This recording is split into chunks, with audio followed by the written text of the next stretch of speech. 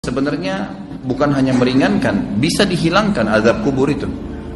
Kalau seseorang anak misalnya sering beristighfar kepada Allah untuk orang tuanya, dia sering beristighfar, ya Allah ampunilah kedua orang tuaku, seperti doa yang masyhur Allah ajarkan, Rabbi ghfirli wali walidayya. Doa ini pada saat mereka hidup atau mereka meninggal. Bukan mustahil karena seringnya orang mendoakan, maka dosa-dosanya diampuni oleh Allah. Dan kalau dosanya sudah bersih karena istighfar anaknya, maka bisa saja dia selamat dari azab kubur, gak diazab lagi, gitu kan. Kalau dia hanya sekedar mendoakan beberapa kali dan memang kadar dosanya belum bersih, maka azab kubur akan datang, tapi pasti memang meringankan. Cuman saya bahasakan bisa saja hilang, bisa saja hilang. Kalau penanya ini yang maksudkan adalah apa yang saya harus kerjakan selama saya hidup, perbanyak amal soleh, semua amal soleh. Jangan tinggalkan peluang apapun dalam mengerjakan kegiatan atau perbuatan amal soleh apapun, sekecil apapun. Apa saja, senyum dengan muslim, bersedekah dengan 1.000 rupiah, apa saja yang kebetulan Allah sedang mudahkan di depan mata kita, jangan disia-siakan, kerjakan semuanya. Sebagaimana sabda Nabi SAW, la tahkiranna minal ma'rufi syai'a. Jangan pelit-pelit dengan perbuatan amal soleh. Kita temui ada satu orang yang lagi sedih, senangkan dia, tanya ada masalah apa, hibur, berikan nasihat. Ada orang yang sedang salah, luruskan dengan nasihat. Ada orang sedang butuh, kita bantu. Ada orang sedang sakit, dijenguk. Ada orang yang sedang terdolimi, kita tolong, gitu ya. Seperti itu. Jadi memang apa saja amal soleh. Ada orang yang sedang minta-minta, kita berikan. Jadi memang kita melakukan amal-amal soleh dan tidak ya memilih-milih amal soleh tersebut. Kita tidak pernah mengetahui kadar pahala yang telah Allah janjikan. Lakukan saja. Ada satu wanita namanya Zubaidah. Zubaidah ini istrinya Harun al-Rashid.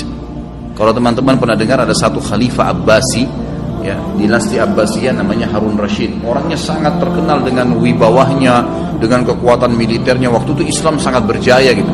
Istrinya namanya Zubaidah, terkenal sekali. Zubaidah ini suka bersedekah sampai sekarang kalau Bapak Ibu sekalian lagi melewatin antara Arafah ke Muzdalifah, itu ada seperti benteng bangunan lama gitu, cukup panjang berapa kilometer, itu dibangun oleh Zubaidah untuk memberikan minum jemaah haji karena sukanya beramal saleh gitu. Subhanallah, dinukil dalam buku-buku yang tujuannya menceritakan masalah keimanan. Pada saat Zubaidah meninggal, maka ada salah satu dari kerabatnya mimpi melihat Zubaidah. Lalu kerabatnya ini menanyakan, yang sering dibantu oleh Zubaidah, bagaimana Allah balas kamu dengan pancuran air yang kamu buat berapa kilo itu di Arafah? Kata dia, tidak ada satupun yang saya dapatkan pahala, karena saya melakukannya riya untuk manusia. Lalu bagaimana keadaanmu? Kata kerabatnya, dia bilang, Allah telah mengampuni saya dengan sholat malam, 2 rakaat sholat malam yang saya rutin jaga setiap malam. Justru karena itu Allah ampuni. Kita nggak pernah tahu amal soleh mana yang Allah ampuni dosa-dosa kita. Maka kerjakan semua amal soleh, semua, jangan dipilah-pilah. Ada teman-teman subhanallah masuk masjid, ada kesempatan sholat sunnah qabliyah, enggak, duduk sibuk dengan HP-nya. Ada kesempatan lagi macet jalanan, bisa buka HP untuk baca Quran, bukan baca SMS, baca Al-Quran, beberapa ayat bisa dilakukan sebenarnya, gitu ya. Tapi nggak dilakukan. Ada orang yang lagi minta, dibisikin sedikit sama syaitan, sudahlah, dia sudah mampu, nanti di depan. Kita nggak sedekah, enggak. Semua peluang amal soleh lakukan, semua amal soleh lakukan. Dan ingat, untuk beramal soleh harus Bapak Ibu sekalian dipaksakan. Nggak bisa. Kalau Bapak Ibu tidak paksakan sholat malam, percaya lisan saya tidak akan pernah sholat malam sampai mati. Kalau kita tidak pernah paksakan, jadwalkan, ambil tuh Quran di rak untuk dibaca, maka kita tidak akan pernah baca. Karena syaitan itu selalu memasukkan angan-angan, ya kan? Kalau kita mau ibadah, dia nggak bisa bilang jangan ibadah, tapi diangan-anganin sama dia. Nanti sekalian baca sekian juz, supaya kita undurnya sudah cukup untuk membuat kita meninggalkan amal soleh tersebut. Jadi kita harus paksakan. Allah mengatakan dalam Al-Quran, a'udzubillahi minasyaitonir rajim, walladzina jahadu fina lanahdiyannahum subulana. Orang-orang yang memaksakan diri untuk menempuh jalan-jalan kami, maksudnya perintah-perintah kami, mengerjakan kewajiban yang sunnah, semua dijadwalin sama dia, dipaksakan diri, kami akan pandu dia menuju ke jalan-jalan kami. Kalau kita nggak paksain, nggak bakal bisa. Paksain, jadwalin, ya, ajak keluarga, ajak istri, ajak anak, harus, tidak bisa enggak. Selama hidup saya tidak rincikan, semua kesempatan amal soleh lakukan, yang wajib dan yang sunnah, ya, yang wajib dan yang sunnah. Kalau kerabat kita yang sudah meninggal, ada beberapa amal soleh yang bisa kita sampaikan untuk mereka. Yang pertama itu adalah memperbanyak istighfar, bertaubat, ya, mengatakan ya Allah ampunilah, ya Allah rahmatilah. Sebagaimana kita tahu doa pada saat kita sholat jenazah, kita mendoakan itu, Allah maghfirlahu warhamhu, ya Allah ampuni dia, ya Allah rahmati dia. Tadi doa Rabbi ghafirli wali walidayya untuk orang tua, itu juga termasuk minta agar diampuni. Allah maghfirlil muslimina wal muslimat, itu untuk orang hidup dan mati kita bisa doakan istighfar. Ini sangat besar manfaatnya. Ada juga dalam hadis Bukhari dijelaskan akan datang nanti seseorang pada hari kiamat dikasih pahala bergunung-gunung. Jadi ternyata orang ini amal solehnya sudah banyak dan dia selamat dari azab kubur karena amal solehnya banyak, dosanya bisa dikatakan tidak ada atau sedikit sekali. Di hari kiamat dikasih pahala bergunung-gunung. Lalu dia berkata kepada para malaikat, dari mana? Saya tidak pernah saya tidak pernah kerjakan amal-amal ini. Dari mana? Setahu saya nggak ada karena semua amalnya sudah diperlihatkan. Dia bilang ini istighfar anakmu untukmu.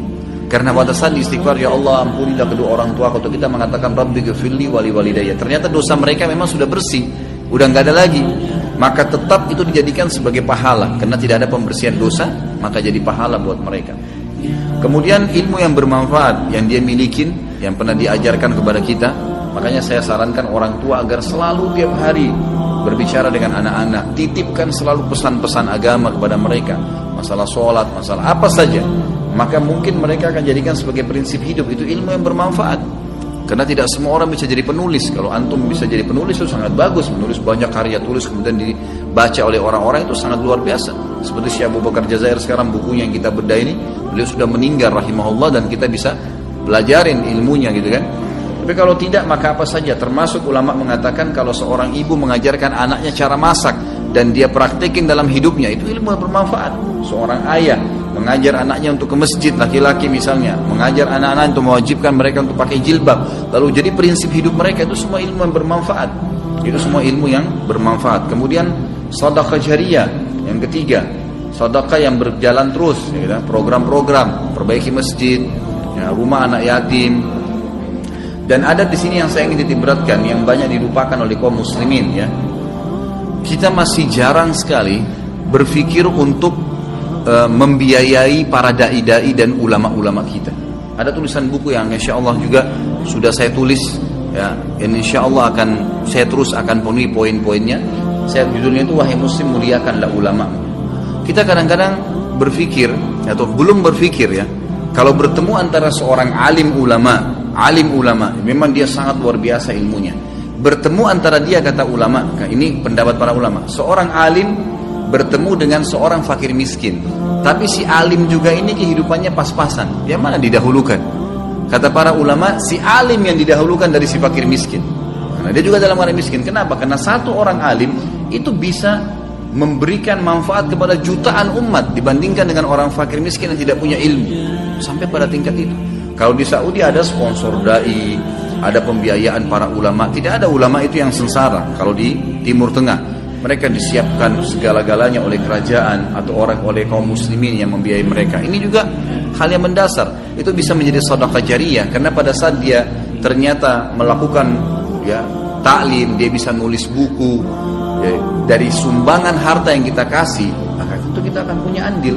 Masjid dibangun, rumah anak yatim, memperbaiki janda-janda, rumah-rumah janda, kemudian membantu kaum muslimin kayak sekarang yang lagi, ya, tersiksa, ditampung mereka, kita sumbang. Itu semua hal-hal mendasar yang bisa menjadi perbanyak, ya, amal kita nanti pada saat meninggal. Kemudian haji dan umrah ini juga dibolehkan bagi orang yang hidup menghajikan dan mengumrahkan orang yang sudah meninggal atau orang yang sudah tidak mampu. Hadis Bukhari menjelaskan masalah itu. Seseorang datang kepada Nabi SAW berkata, ya Rasulullah, sungguh ya Rasulullah, orang tua saya, ayah saya sudah tidak mampu mengadakan perjalanan haji, umrah, bahkan musafir, tapi masih hidup, sudah tua sekali nggak mampu. Apakah boleh saya haji dan umrah untuknya? Kata Nabi SAW, umrah dan hajilah untuknya. Berarti orang tidak mampu boleh. Orang yang sudah meninggal